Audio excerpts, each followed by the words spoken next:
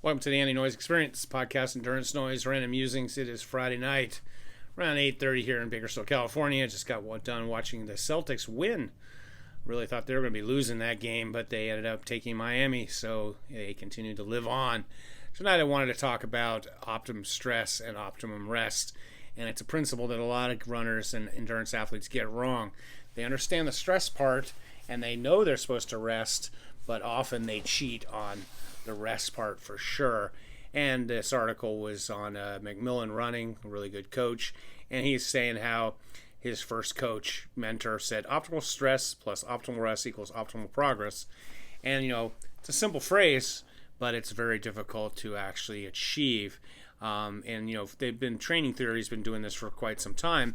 And it says too many runners focus on the stress part only of the equation, the workouts, the mileage, the races, and often ignore the rest part.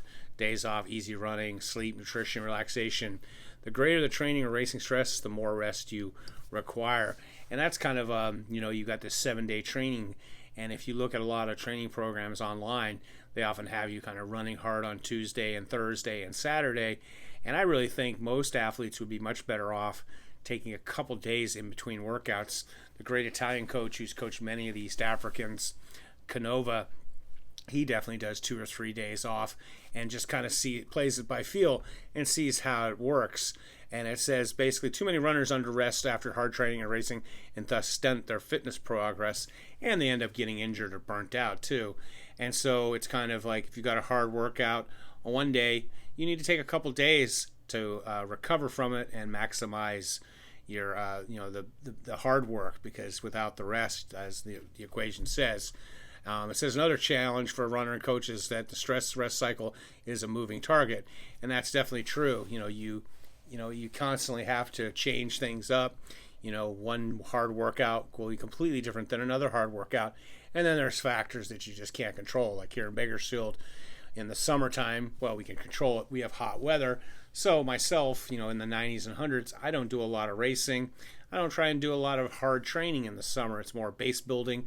I kind of look at our hot summers as other people's winters.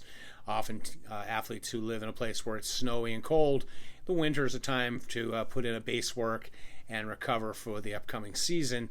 And I kind of looked at that as my summer too.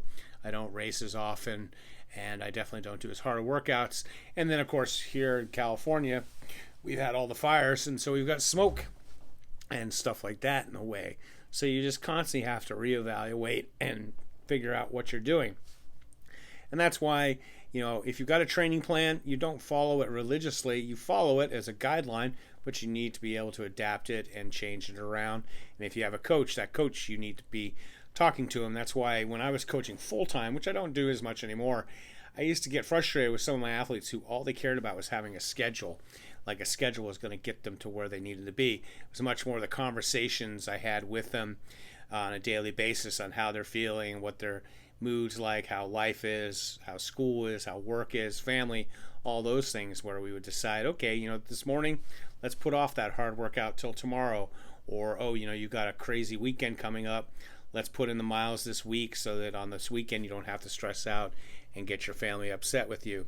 So the balancing of stress and rest cycle is really a dance between your planned or expected stress rest cycle and how you actually feel, the actual stress rest cycle. And when sometimes feeling good or not so good seems to come out of the blue, more often there are several factors that affect each part of the equation.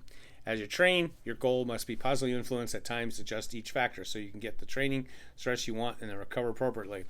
And they talk about some of the stress part of the equation: intensity of the workout, duration of the workout, how you were prepared for it. Were you fueled? Were you hydrated? Were you mental state, muscular readiness, and that you have the proper equipment. If you're going for a long run and you don't have your, long run shoes, and yes, I say that, you should have various different shoes for different kinds of workouts. Don't do, it's just kind of like golfing, having different clubs in your bag. You shouldn't be always training in the same gear. I mix up shoes all the time. A good hack for that, if you say, well, I can't afford shoes, let's go on eBay. You can get shoes, new ones fairly cheap, but you can also get some pretty good used ones where people didn't have them for very long. And then you can wear, like I just got off the treadmill doing an hour 3-mile run walk, and I was wearing a real lightweight shoe because on a treadmill it's so nice and soft I don't need it. But then when I go out and do my 2-3 hour, I'm wearing my Olympus Ultras, the big padded shoe. Non-running factors, of course, are heat, humidity, wind, terrain, training partners or lack of training partners, life, work, stress, health status. Those are all things. And so each of these factors can make run work more or less stressful. And some you can control, like being hydrated, getting proper rest. Well, you sometimes can't get that controlled either if your life's crazy. But you can't control the weather. And as we know here in Bakersfield, used to the heat. But then when you combine the 100-degree heat with the smoke and you got orange skies, it's not too good. The point is that stress training is not just related to what you expect when you look at a training plan.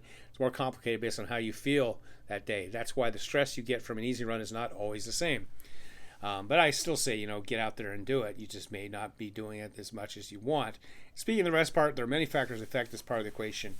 Again, nutrition, hydration, sleep, mental states, environmental stress, and life stress. As with the stress part, there are factors that can be controlled and others that can't. As a result, your plan rest part of the equation may or not match what you expect, and you may not recover from a workout as quickly as you did before because of those things. And so, it says that every great coach I've been around seems to have the innate ability to pick up any slight nuance in stress-rest cycle and make subtle adjustments so the athlete continues to advance fitness and never gets overtrained. And this is the real secret to success. You must feel empowered to adjust your training on the fly. You must become your own coach to a certain extent. And that's what I did with all my athletes. I always wanted them to end up being able to coach and rely on their own instincts with, course corrections from time to time with me, but they definitely have to figure out what works and what doesn't work. And it says it's easy to do, and once you start adjusting to keep the stress cycle in balance, you can see your energies go away, quality each training week go up, and your motivation and enjoyment skyrocket. Sounds good, doesn't it? And so, tricks to the trade, you need a training plan that has some wiggle room in it. It means don't pick a plan that has to be perfect for you to be successful, especially if your life is complicated, as all of ours has been with this COVID. And I coach or work with some athletes, who are working. We're working and married and had kids, but now they've got kids that are at home being homeschooled. It makes it even more difficult. You need to feel empowered to make adjustments. Too often runners want to complete every week to a T, but that's not how it is. Even Olympians change up their training and figure out what works, doesn't work, and things come up. And you need an easy way to make adjustments. That's what I like using with Training Peaks. You can go in there and communicate with your coach, or you can just change the workout, move the workouts around, and do what you need to do to have your optimal progress. You need to err on the side of caution. Runners aren't lazy, so their tendency is to do too much rather than too little. That's why you hear coaches talk more about holding back athletes in training than pushing them. We know that if you can avoid injury, keep training, and gradually raise the quality of your training, you will achieve your goals. You need to realize that balancing the stress and rest cycle doesn't mean you're never train hard. That's one of the things when you tell people like this whole program of optimal rest and training and stress, you're going to go hard, you're going to work hard, but then you're also going to recover hard. And if you read, and I've often studied this, like the East Africans, especially the Kenyans, they train hard, but they also rest hard. When they're really hard training, they go off to their training camps, and they basically, all they're doing is pretty much training and resting. Obviously, you may not have that option with your lifestyle, family, school, kids, work, all that. But, you should pick times of the year when you can train harder and when you can't train harder. And so that means, don't put in a race in a particular stressful time of your life. And also you may just have to back off on that race if things come up. So you heard the phrase, listen to your body all the time running. The concept of obeying the stress-rest cycle is what we're referring to. And so, do a constant evaluation. And if you do that, it makes it a lot easier to stay healthy and, of course, be boring, not epic.